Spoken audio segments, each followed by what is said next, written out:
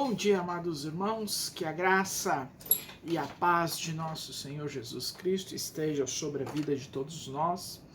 Estamos mais uma vez aqui reunidos como igreja de nosso Senhor Jesus Cristo, como comunidade da Igreja Presbiteriana Jardim das Oliveiras.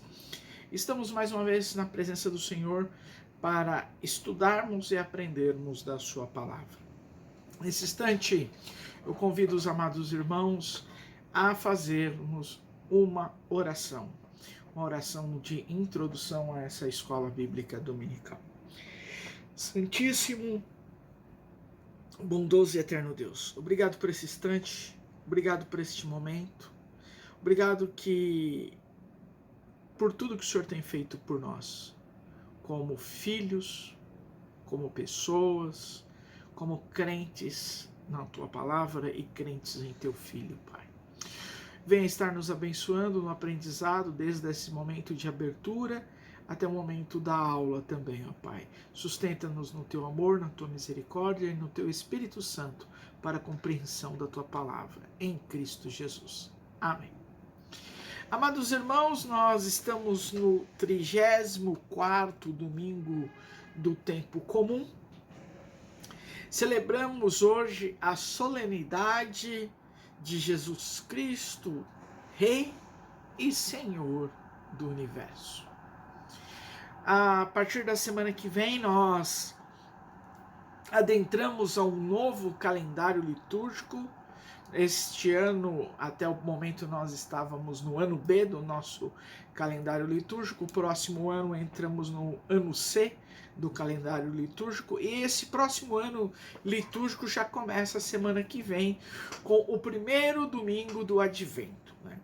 Então, a semana que vem nós já começamos a introdução do Advento, ou seja, nos preparando para a chegada de Jesus, nos preparando para o dia de Natal, nos preparando para esse momento tão especioso não existe, especial para a comunidade cristã, especial porque nós comemoramos o nascimento do nosso Redentor. Convido os amados irmãos a abrirem as suas Bíblias nesse instante, no Evangelho segundo São João, capítulo 18, dos versos 33b ao 37. Diz assim a palavra do Senhor: És tu o rei dos judeus? Respondeu Jesus: Vem de ti mesmo esta pergunta, ou disseram outros a meu respeito? Replicou Pilatos: Porventura sou judeu? A tua própria gente, os principais sacerdotes, é que te entregaram a mim. Que fizeste? Respondeu Jesus: O meu reino não é deste mundo. Se o meu reino fosse deste mundo, os meus ministros se empenhariam por mim, para que não fosse eu entregue aos judeus. Mas agora o meu reino não é daqui. Então lhe disse Pilatos: Logo, tu és rei? Respondeu Jesus: Tu dizes que sou rei. Eu para isso nasci, e para isso vim ao mundo, a fim de dar testemunho da verdade de todo aquele que é da verdade, ouve a minha voz. Amados irmãos, a palavra de Deus que nos é proposta nesse último domingo do ano litúrgico convida-nos a tomar consciência da realidade, da realeza de Jesus Cristo. Deixa claro, no entanto, que essa realeza não pode ser entendida à maneira de acordo com a lógica própria, a lógica de Deus. O Evangelho, especialmente, explica qual é a lógica e a realeza de Cristo Jesus. O livro do profeta Daniel, no capítulo 7, dos versos 13º ao 14º, deixa claro que Deus interviu no mundo, a fim de eliminar a crueza, ou a crueldade, a ambição, a violência, a opressão que marcam a história dos reinos dos homens. Através de um filho de homem que vai aparecer sobre as nuvens, Deus vai devolver a história a sua dimensão de humanidade, possibilitando que os homens sejam livres e vivam na paz e na tranquilidade. Os cristãos verão nesse filho de homem vitorioso um anúncio da realeza de Jesus. O livro de Apocalipse, né? O Apocalipse, a palavra Apocalipse, nós, como cristãos, relacionamos muito com o final dos tempos.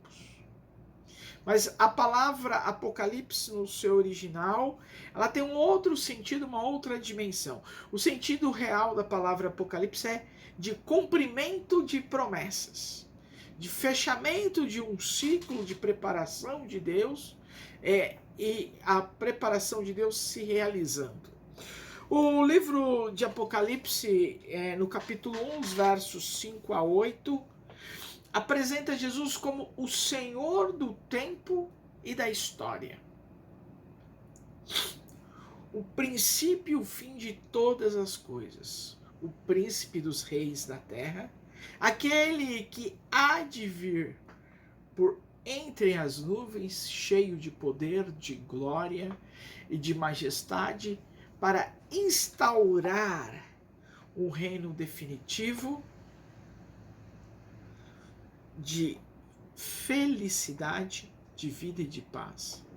E precisamente a interpretação cristã dessa figura de um filho de homem.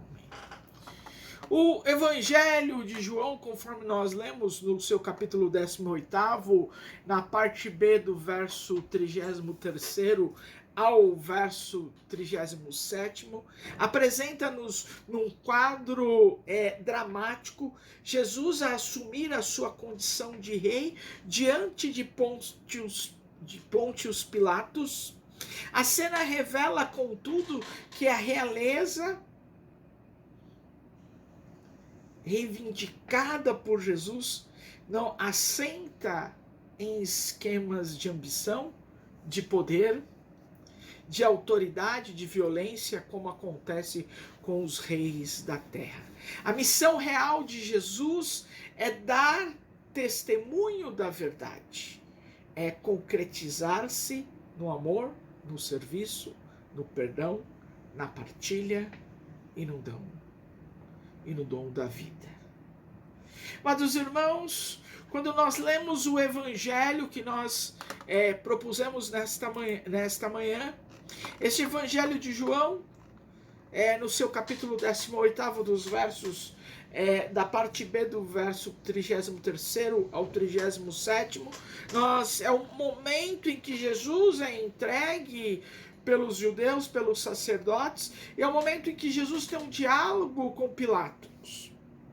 E Pilatos o questiona: tu és rei dos judeus? E Jesus de pronto responde: isso é você que tirou essa conclusão? Ou está me perguntando por que estão me afirmando, estão fazendo uma intriga comigo e com o Império Romano, para que eu seja condenado à morte? E Pilatos replica: porventura sou eu judeu? A tua própria gente e os seus principais sacerdotes é que entregaram a mim. Que fizeste? Respondeu Jesus: o meu reino não é deste mundo. Jesus Cristo, nesse momento que nós estamos comemorando e refletindo a respeito de Jesus Cristo, o Rei do Universo. Estamos refletindo a respeito que Jesus é o Senhor de todos. é o Rei máximo, é o Rei dos reis, é o Senhor dos senhores. E nele tudo podemos conquistar como cristãos. A vida eterna é o principal objetivo de nós como cristãos. É a conquista, é fazer parte deste reino, mesmo que este reino não está presente. Está no celeste por vir. Mas a nossa confiança está, como o livro de Apocalipse diz, que ele é o alfa e o ômega, o começo e o fim, e que ele virá, e que ele resgatará a sua igreja. Que o Senhor nos abençoe nesse momento de reflexão, nesse último domingo do tempo comum, e qual nós adentramos já no próximo domingo, as próximas semanas, no advento, preparação da chegada de Jesus Cristo. E que nós tenhamos uma abençoada aula para a honra e glória do nosso Senhor Jesus. Amém. Amados irmãos, no nosso estudo do Breve Catecismo de Fé de Westminster, nós hoje entramos na 12ª aula sobre o Pacto da Graça.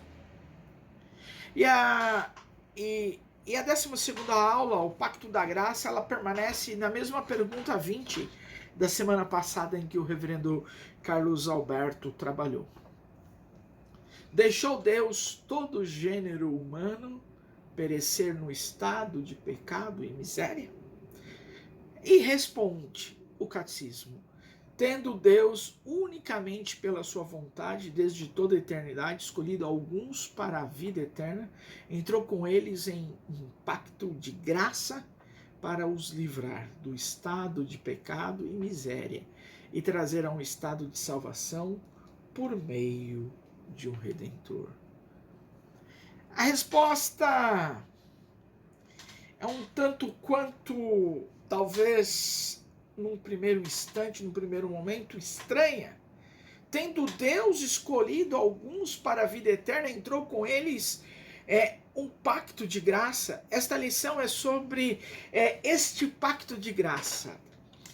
Esta é uma doutrina preciosa, muitíssimo confrontada e confortadora também. Os líderes da reforma reconhecem a sua importância. Um certo Ursino incluiu-a no seu catecismo assim: qual é a única consolação tanto na vida como na morte? A resposta é que em seu infinito amor, imutável bondade de Deus me incluiu no seu pacto de graça. Amados, eu quero ler com vocês, antes de continuarmos a desenvolver esta aula, a Epístola aos Hebreus, capítulo 8,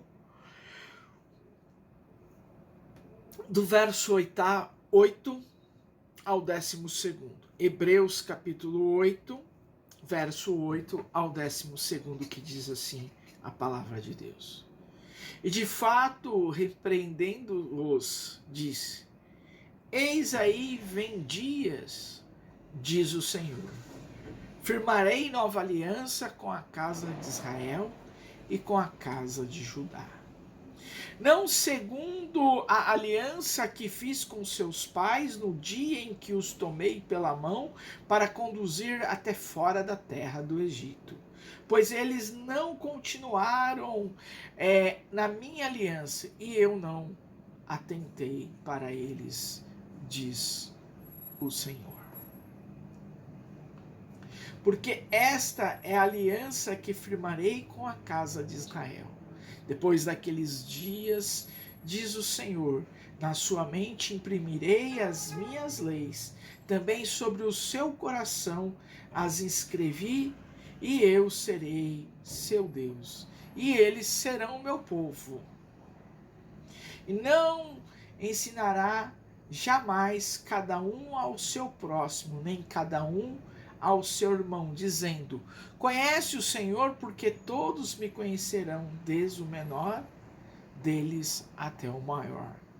Pois para que com as suas iniquidades usarei de misericórdia, e de seus pecados jamais lembrarei. Amados irmãos, nós não podemos esquecer que pacto da graça, é a aliança da graça. Deus tem aliança com os homens. Nós, como homens, temos aliança com Deus. E a aliança de Deus para com os homens.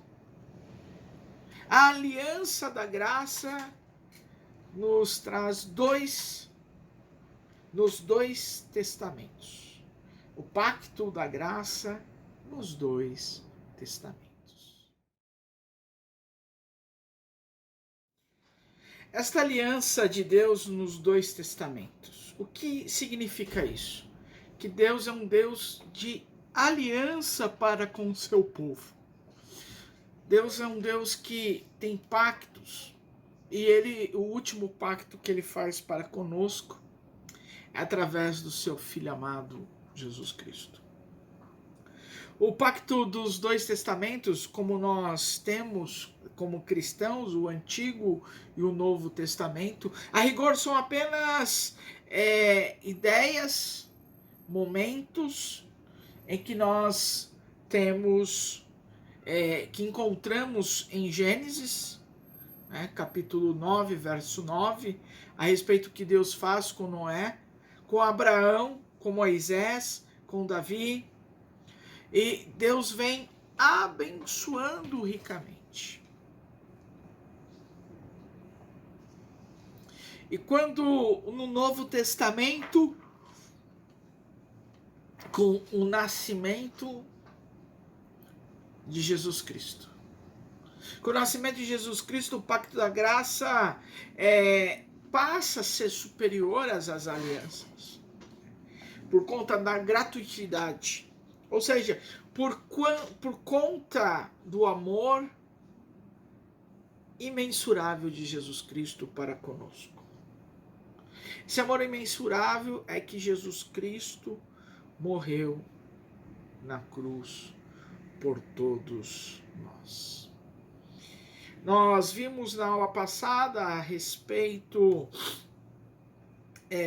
de uma teologia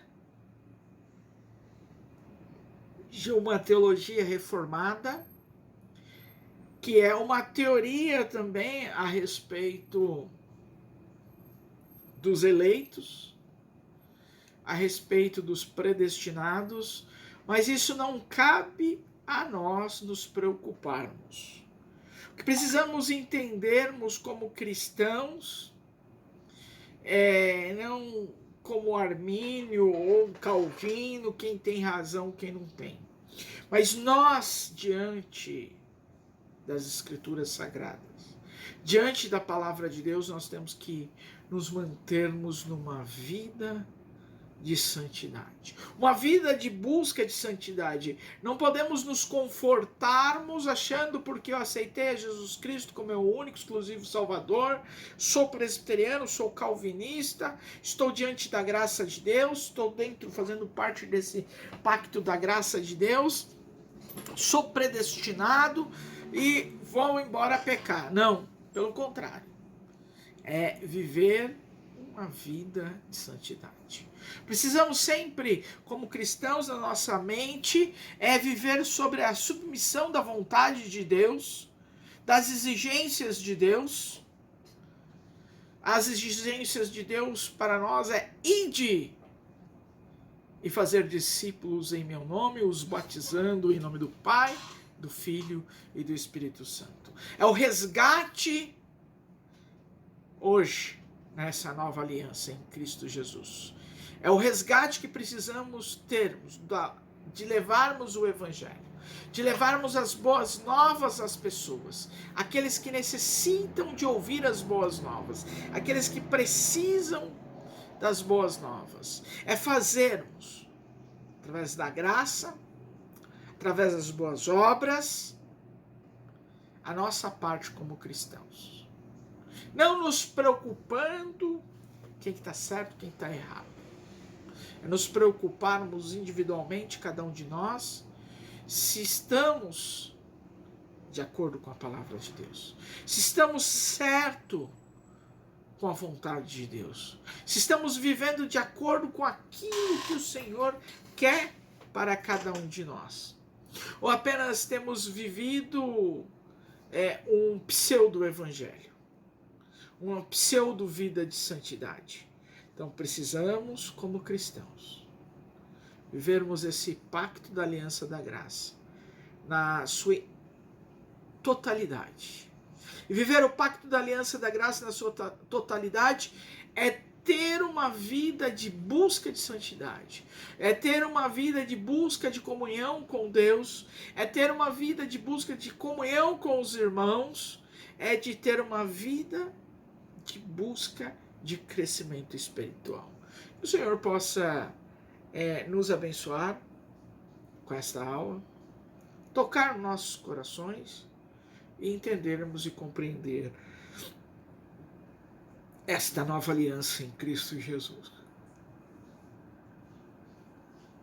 Que os amados irmãos tenham um excelente e abençoado domingo para a graça de Cristo.